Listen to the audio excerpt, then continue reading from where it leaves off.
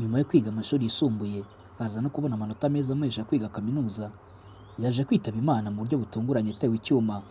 Ibi bikaba byabaye habura igihe gito ngo ahabwe impamyabumenyi ya kaminuza.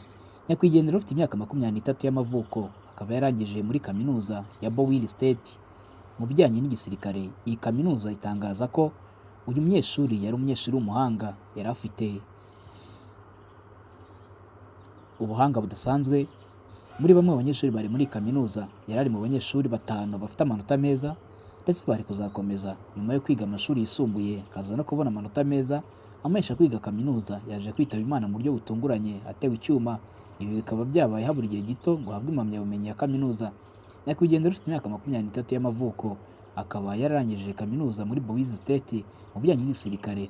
Iyi kaminuza itangaza ko yari umwe mu banyeshuri b'abahanga yari ifite, dore ko yari ari mu banyeshuri 3 bafite amanota meza ndetse bari kuzakomeza amashuri y'ikirenga. Richard Collins ari nawe wishwe atewe icyuma habura iminsi 3 gusa ngo ahabwe impamyabumenyi. Yaje kubonwa na bagenzi be aho yari aryamye avirirana, bigaragara ko yari amaze iminota mike atewe icyuma. Ibi bikaba byarabaye ubwo yari yasuye imwe muri kaminuza ya Maryland aho yari yagiye gukora ubushakashatsi. Nyakwigendera Richard akaba yaraje gushiramo umwuka bakimugeza kwa muganga kugira ngo abashe kwitabwaho. Nyakwigendera Richard hamwe na Sean Christopher Urbanski w'imyaka 22 ukekwaho kugira uruhare mu rupfu rwe.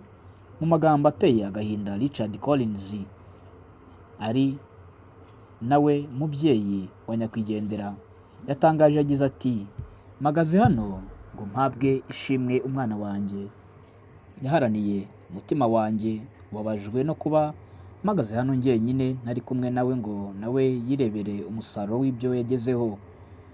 Twababwira ko nyakwigendera yigaga ibijyanye n'igisirikare, aho yari yarahawe n'ipeti rya Liyetona bitewe n'imyitwarire ndetse n'umurava n'ubuhanga yagaragaje akiri ku ntebe y'ishuri.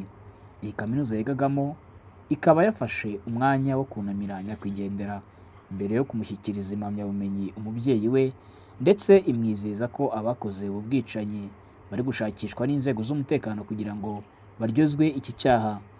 Sean Christopher Urbanski w'imyaka 22 y'amavuko akaba ari umwe mu batawe muri yombi na polisi y'Amerika, aho akekaho ko yaba yahishe cyangwa se yihishe nyuma y'ubu bwicanyi bwakorewe mugenzi we biganaga Richard. Nje wabagezaga aya makuru ndi Softman Official. Ibuka kumanuka hasi ukanda inzogera, ukore subscribe, like, share ndetse na comment, tujye tubana ibiganiro byacu bya buri munsi.